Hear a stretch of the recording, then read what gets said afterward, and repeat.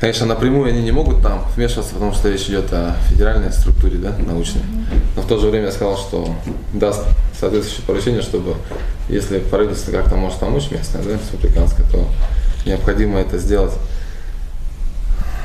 Так вот, сейчас-то, как вы видите, выход-то какой? То есть... Можно я скажу, да?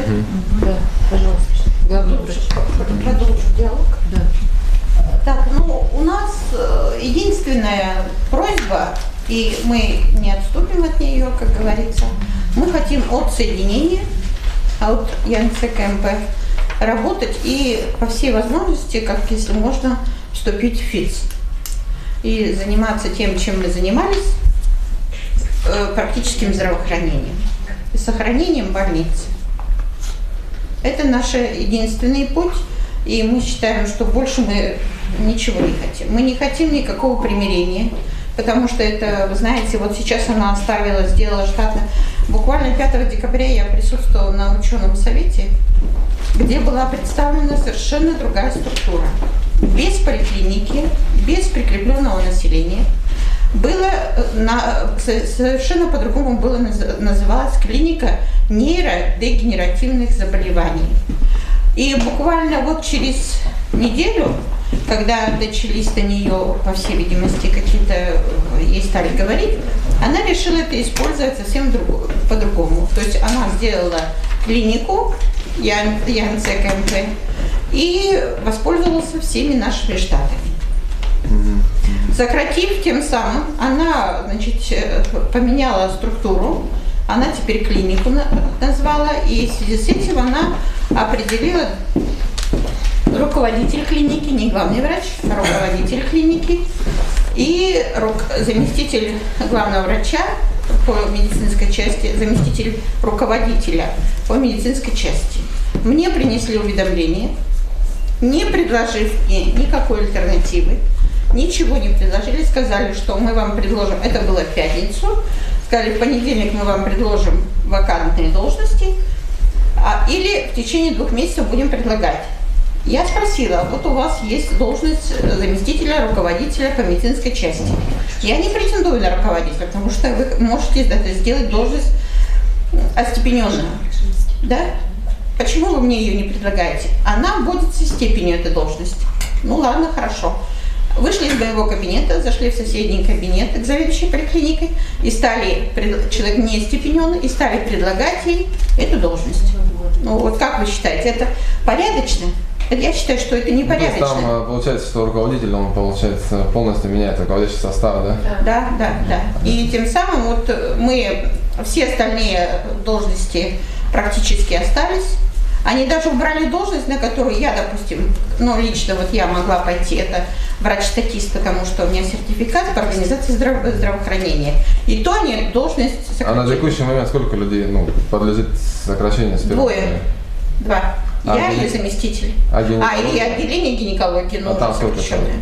15. Это же не считается массовым сокращением? Нет, вообще-то всем представлены практически. Это пока временно она приостановила. Временно. Все листки, да? Нет, уведомление предоставлено в том, что они остаются, что будет клиника. Если в течение 2 месяцев не... И остаются на своих местах.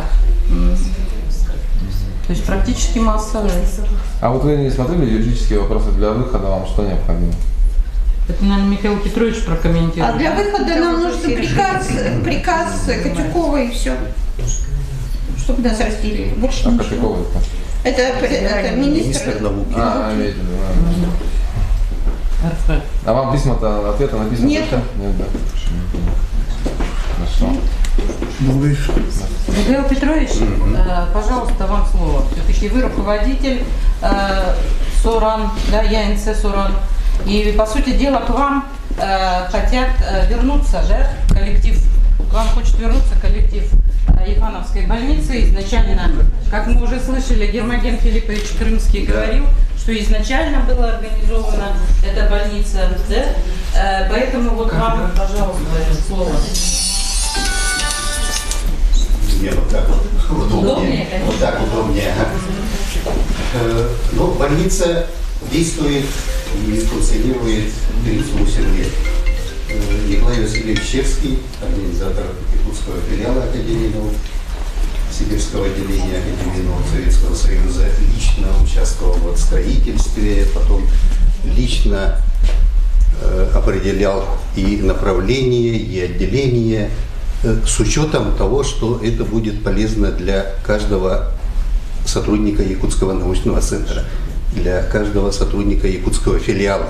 Тогда я просто быстренько вот один пример, как относились и относятся вот в России средний, младший медперсонал.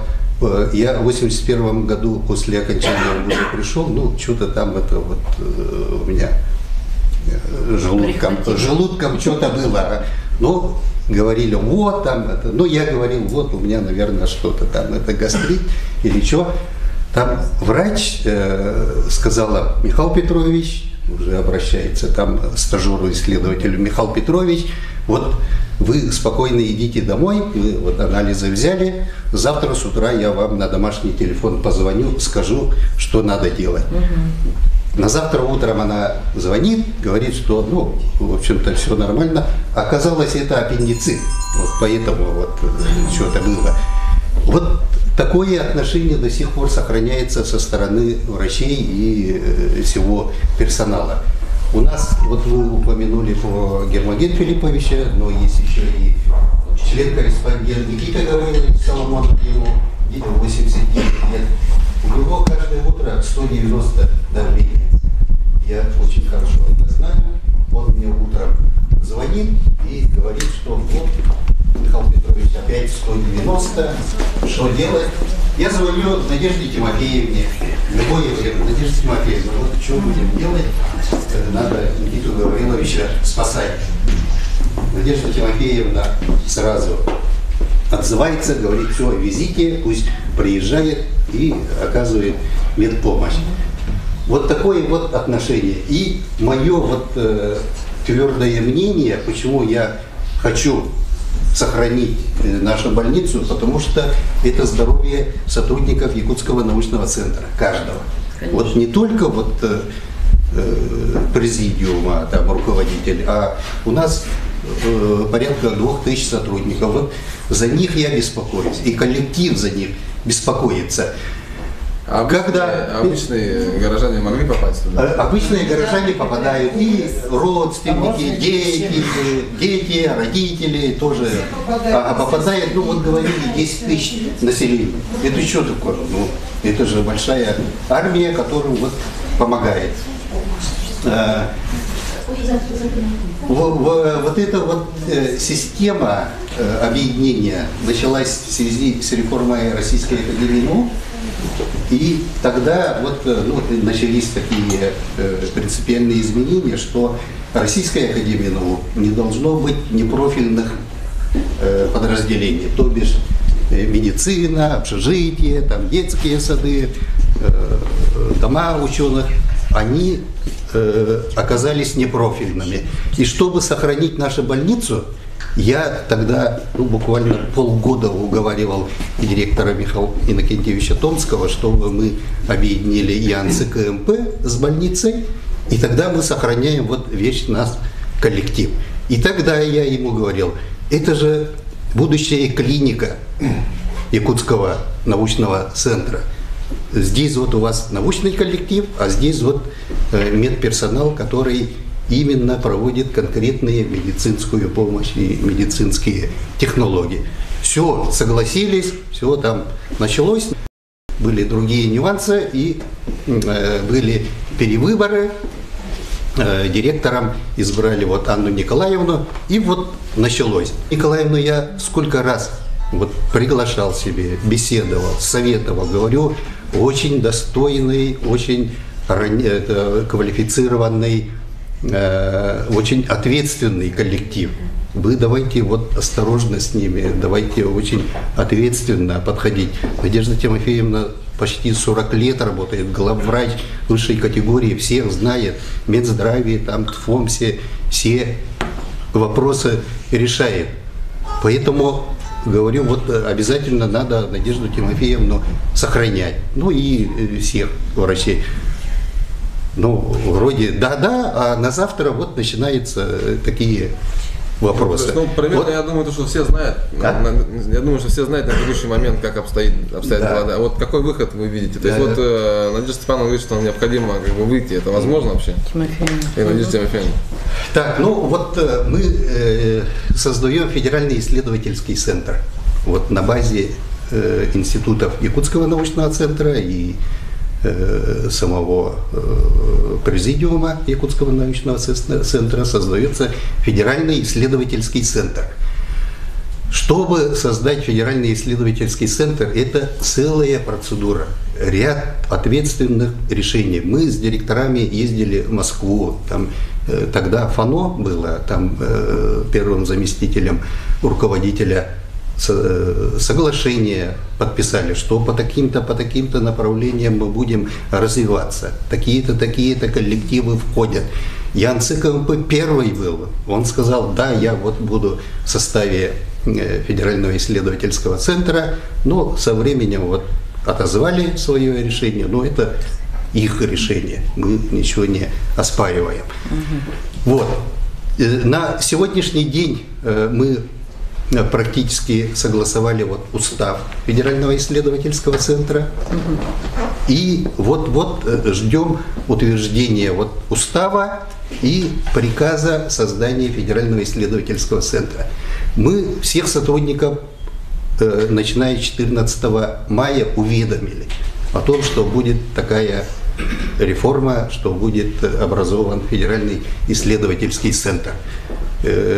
Конечно, вот сегодня правильно говорили, что эта процедура длинная.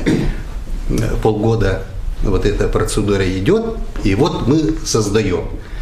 И вот когда мы программу обсуждали Федерального исследовательского центра, там четвертым очень крупным блоком блок является медико-биологический. И вот в медико-биологическом блоке как раз мы хотим вот объединить научные наши силы. Сегодня очень важно проводить междисциплинарные исследования. Туда вот ходят и медико-биологические, и технологические, и технические. Вот те новые материалы и конструкции технические, они же для человека. Мы для чего их делаем? Для того, чтобы вот каждый житель это почувствовал. Мы вот эти конкретные научные направления проводим с ожиданием результата, ну, как обычно бывает, фундаментальных результатов, там, через 20-30 лет наши внуки, наши правнуки должны проживать в совершенно комфортных условиях. И именно жители, именно наши внуки и правнуки. Для этого мы вот проводим междисциплинарные. И вот в этом четвертом блоке, медико-биологическом блоке, вот исследования, которые связаны медицинскими, биологическими направлениями, обязательно должна быть больница, ну, клиника. Вот этот вот состав, он должен быть, потому что они будут следить за нашими сотрудниками, всеми сотрудниками Якутского научного центра. Тем более у них есть своя ведь научная какая-то, да, своя научная проблематика, над которой они работают, да? В частности, они, наверное, сегодня расскажут об этом. Да, и более того, они, вот я знаю, они готовы также и проводить услуги, которые будут оказываться на платной основе. И это необходимо сегодня, конечно, надо вот дополнительные финансовые ресурсы надо привлекать. И вот 10 тысяч человек же, да, у вас, ну, будете там еще дополнительные какие-то услуги оказывать, чтобы вот не только ТФОМС вам поддерживал. Мы пока со своей стороны финансово никак не можем. Это я вот ответственно вам всем заявляю. Но считаю, что вот тот объем, который вы получаете от ФОМСа, ну, пока достаточный для того, чтобы вы видели свою перспективу и чтобы вы развивались. А с научной стороны мы будем участвовать в различных грантах, проектах, и вот чисто ну, финансы, которые связаны с научными исследованиями, они будут проводить вот вместе с этим коллективом. Понятно, но в общем вы готовы их принять, и вы видите... Технологию, как вы видите технологию вхождения? Технология такая, мы создаем ФИЦ только после этого. По времени это когда может быть? Ну вот я сегодня вот с нашим руководителем в Москве уточнял еще министерством, но она говорит, вообще вот 29-го вы должны, говорит, все создать, но 29-го не могу, потому что я еще последние субсидии не получил из федерального бюджета. Мне же надо выполнить все свои обязательства, поэтому первый день, вот вчера я директоров собирал, и первый рабочий день, все, мы закрываем расчетные счета институтов, и с налоговыми органами есть в начале января, да? Договоренность, ну, середина. И после этого, если вот обращение коллектива, что они хотят в составе ФИЦ, то тогда этот вопрос рассматривается. Коллектива больницы? Коллектива больницы. ЯНЦ КМП может заблокировать? ЯНЦ КМП, если пожелает, то тоже войдет. Тоже войдет. Нет, отдельно, да? Они могут заблокировать их решение. Вряд ли. Они могут заблокировать их решение. Потом, не знаю, вот их 170, а там сколько? 58. Да, ну вот поэтому... Вряд ли, да? Да. Большинство-то. Большинство здесь, а потом, ну, если вот научная часть ЯНЦ КМП, вот, если они видят свое развитие вот в своем составе, да пожалуйста, кто мешает-то? Никто не мешает. Да, конечно. Они получают федеральную субсидию, получают бюджетные деньги, получают. А вот, может быть, есть предложения какие-то уже от больницы по научным разработкам? Все-таки вы же должны войти в научный центр опять. У вас есть какие-то перспективные исследования, которые вы могли бы предложить ЯНЦ? Так, ну, во-первых, я хочу еще добавить по поводу Анны Николаевны, когда на ученом совете 5 числа был ученый совет у них, они единогласно приняли наши пожелания и сказали, что мы отпускаем вас под протокол это все. Потом это было запротоколировано на, вот присутствовала Сардана Михайловна на ученом совете президиума, что они написали письмо Котюкову о том, что они согласны разделиться. Сейчас она категорически отказывается от этого. Хотя это все и аудиозапись есть, и протоколом все это зафиксировано. Я не думаю, что они должны... Но учитывая, что последние ее слова были то, что ей нужно здание, и штаты ей, конечно, нужны, потому что для создания этого центра, или как она клиника обозвала, все равно нужны какие-то штаты. А здание кому принадлежит? Здание принадлежит Михаилу Петровичу. Принадлежит мне, ну, в смысле, оперативном управлении Якутского научного центра СОРАН. И тут еще один важный момент. Вот 2 этажа больницы же у нас, еще 2 этажа общежития. Общежитие мне тоже вот так вот архиважный объект, потому что вот сейчас мы создаем федеральный исследовательский центр, там же аспиранты будут, молодые сотрудники будут, я же им койко-место должен обязать, а этот объект зафиксирован как общежитие, поэтому тут вообще никаких вопросов не должно возникать, что... По расширению. А КМП на праве аренды, да, там? На безвозмездные? Да. А какие сроки там? Мы в 2017 году на 5 лет, да? В 2022 году заканчивается. Да, на 5 лет. А как будете с этим решать? Ну, то есть, мы остаемся там, если нас оставят, то... Больница-то остается. Да, больница остается. А КМП, они же, их там практически нет, они же находятся на Сергеевском шоссе.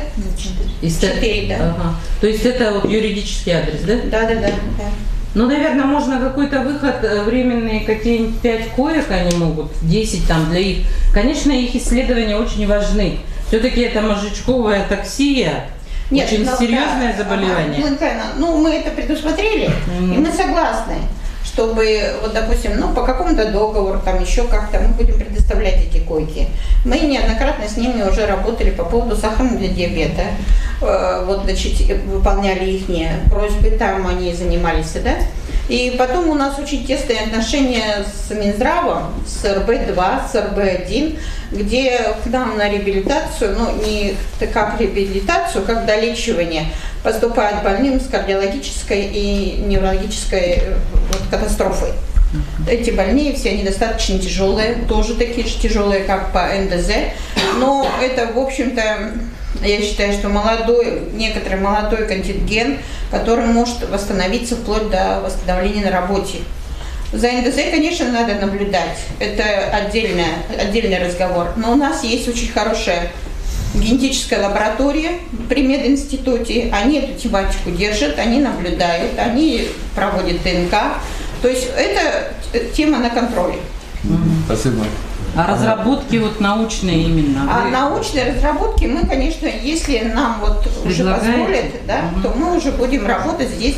Во-первых, у нас очень длительное время мединститут, кафедры были на нашей базе. Основе, да, на нашей базе. Поэтому мы вполне можем заниматься вот такими проблемами. Вот это, наверное, Михаил Петрович, тоже важно, да? Конечно, Чтобы наука... Да, и вот сохранение беременности, вот сейчас очень широко развито ЭКО.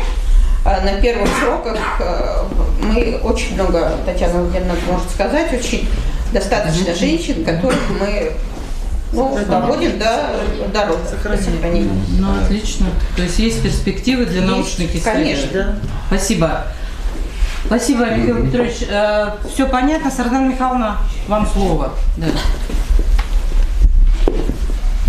Вы были, тем более, на собрании, на ученом совете, да, на расширенном? Сегодня у нас. И сегодня? Уважаемые коллеги, во-первых, от имени уполномоченного по правам человека республики благодарю Общенародный фонд за внимание к данной проблеме, за внимание к нуждам трудовых коллективов и конкретных граждан. У нас в Республике Саха-Якутия работает горячая линия уполномоченного по правам человека в Республике Саха-Якутия, и поступило обращение в наш адрес о том, что нарушаются права работников Ефановской больницы. И в этот же день буквально у нас состоялся незамедлительный выезд, поскольку мы в своей работе применяем и внедряем выездные проверки. Значит, мы подробно, внимательно выслушали, кто принимал участие на этой, можно сказать, рабочей встрече или в общем собрании, все, кто мог. И в этот же день мы приняли участие на заседании Совета Президиума Якутского научного центра Сибирского отделения Российской академии наук. Ну, кроме того, мною было инициировано обращение в адрес прокуратуры города Якутска. И надо сказать, что помощник прокурора города Якутска Алексей Викторович тоже вместе с нами принимал участие на заседании Президиума, Совета Президиума ЕНЦ-СОРА и давал объективную информацию, значит, о ходе, скажем, о поступлении этой жалобы, и заверил, что жалоба будет рассмотрена также надлежащим образом. Поэтому практически после этого мы находимся на ежедневной связи с трудовым коллективом, с представителями, поэтому мы владеем на сегодня ситуацией, которая есть. И сегодня состоялась у нас уже повторная встреча в формате общего собрания с трудовым коллективом, и принимали участие представители прокуратуры города Якутска, помощник прокурора, представители Министерства здравоохранения Республики Саха-Якутия в лице первого заместителя министра здравоохранения. Также, значит, выступал Лебедев Михаил Петрович, председатель президиума ЕНЦ-СОРА, значит, с моим участием. И мы внимательно вот с коллективом выслушали всю ту работу, проводимую работу всеми компетентными органами для того, чтобы наладить ситуацию. Надо сказать, что, конечно, есть мера ответственности и действия федеральных законов, и на территории Республики Саха-Якутия, это безусловно. Поэтому прокуратура города Якутска сообщила о том, что по итогам проверок выявлены нарушения федерального законодательства, направлены по поводу того, чтобы расценить и проанализировать и вынести правовое решение по поводу реконструкции помещения, где размещался пищеблок, в тот центр, условно, центр, потому что нам документы сегодня правового характера не представлены, соблюдены ли нормы градостроительного законодательства. Поэтому мы тоже с коллективом знаем, что будем обязательно проинформированы о результатах и этой проверки тоже по этому вопросу. Мы считаем, это достаточно тоже серьезный вопрос. Кроме того, на сегодняшний день мы внимательным образом рассмотрели документы, которые поступают в адрес работников, начиная с 21 декабря, с пятницы, которая называется «Уведомление». При первичном осмотре данного документа, послушав пояснения юриста КМП и